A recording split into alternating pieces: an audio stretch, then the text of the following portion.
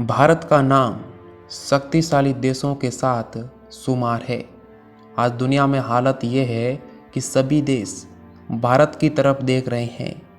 भारत विश्व गुरु बनने की ओर अग्रसर है। लेकिन दोस्तों, क्या आप जानते हैं आज़ादी के पूर्व भारत की स्थिति कैसी थी? कैसे थे भारत और अमेरिका के संबंध? आज अमेरिका भारत के साथ कदम से कदम मिलाकर चल रहा है। किसी भी युद्ध, किसी भी परिस्थिति में अमेरिका भारत की सलाह लेता है, लेकिन पहले ऐसा नहीं था। दोस्तों, हमारा मकसद है कि हमें अपने इतिहास की तरफ देखना चाहिए कि स्वतंत्रता से पूर्व या 1947 से पूर्व अमेरिका के विचार भारत के प्रति कैसे थे। तो आइए दोस्तों जानते हैं। स्वाधीनता से पूर्व भारत और अमेरिका में कोई विशेष संपर्क नहीं था, क्योंकि ये देश बहुत दूर स्थित हैं और फिर भारत में अंग्रेज शासक जानबूझकर भारत को दूसरे देशों के संपर्क में नहीं आना देने चाहते थे। अमेरिका स्वयं द्वितीय विश्व युद्ध से पूर्व तक विश्व राजनीति में पारतंत्र्यवादी नीति का अनुसरण करता आ रहा था। बहुत कम संख्या में अमेरिकी यात्री भारत आते थे, क्योंकि एक तो अमेरिका का उस समय चीन और जापान को छोड़कर किसी एशियाई देशों में रुचि नहीं थी। दूसरे नंबर भारत की गरीबी, अशिक्षा, अंधविश्वास आदि को लेकर विचित्र कहानियाँ अमेरिका में प्रचलित थी। ये सच है कि स्वतंत्रता के पूर्व कुछ अमेरिकी पत्रकार तथा लेखक भारत आए थे और उन्होंने भारत की गरीबी और पिछड़ेपन को चित्रित करने का प्रयास भी किया था। मिस मेयो द्वारा लिखित पुस्तक मदर इंडिया इसका प्रमाण है। तथापि सत्य ये है कि दोनों देशों के सांस्कृतिक सामाजिक संबंध भी नाम मात्र के थे। भारतीय विद्यार्थियों को भी अमेरिका में अध्ययन के लिए हतोत्साहित किया जाता था। संयुक्त राज्य अमेरिका का आप्रवास नियम प्रत्यक्ष रूप से भारत विरोधी था।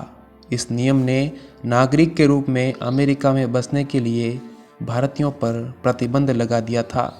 स्वामी विवेकानंद और रामतीर्थ ने अमेरिका जाकर अपने भाषणों द्वारा भारतीय धर्म तथा संस्कृति के बारे में फैली अनेक भ्रांतियों को दूर किया। 1893 में स्वामी विवेकानंद अमेरिका गए, जहां शिकागो में उन्होंने सर्वधर्म सम्मेलन में भाषण दिया।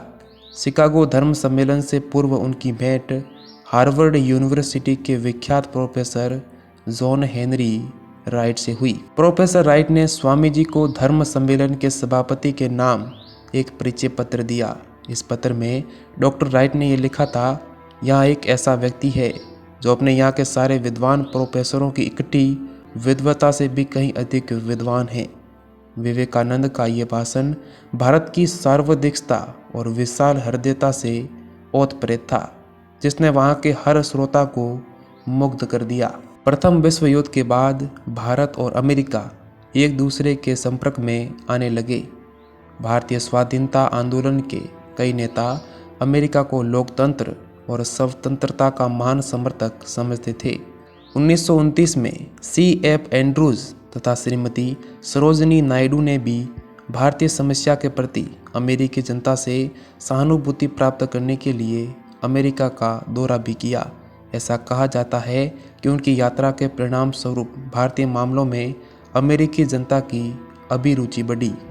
भारत अमेरिका को अब तक लोकतंत्र और राष्ट्रीय आत्मनिर्णय के समर्थक राष्ट्र के रूप में देखता था, किंतु 1927 के ब्रुसेल्स सम्मेलन में भारत का भ्रम टूट गया।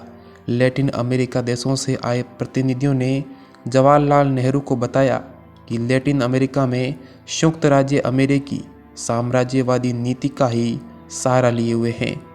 भारत लौटने के बाद कांग्रेस को दिए गए प्रतिवेदन में पंडित नेहरू ने लिखा, भविष्य की सबसे गंभीर समस्या अमेरिकी साम्राज्यवाद होने जा रहा है। ब्रिटिश साम्राज्यवाद के दिन अब लद चुके हैं।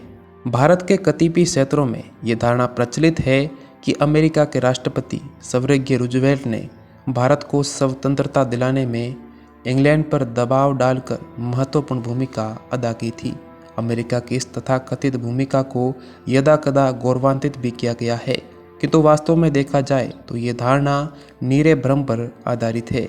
भारत की आज़ादी की लड़ाई में अमेरिकी प्रशासन ने कोई ऐसा रचनात्मक योगदान नहीं दिया जिसे भारतीय इतिहास में गौरव में स्थान दिया जा सकता हो। स्वर्गीय राष्ट्रपति रूजवेल्ट ने भारत को बहुत सीमित औपनिवेशिक स्वराज देने की बात कही थी।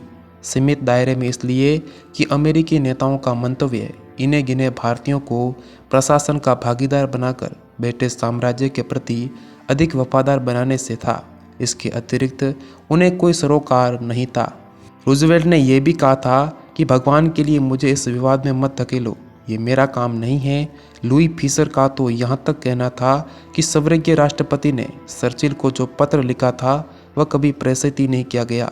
इससे पूर्व भी अमेरिकी प्रशासन ने भारतीय स्वाधीनता आंदोलन के प्रति सहानुभूति दर्शाई हो, इसका उल्लेख कहीं नहीं मिलता, बल्कि इसके विपरीत उनका ये दृष्टिकोण था कि इंग्लैंड के लोग इस पिछड़े हुए भूभाग को सभ्य बनाने में जुटे हुए हैं।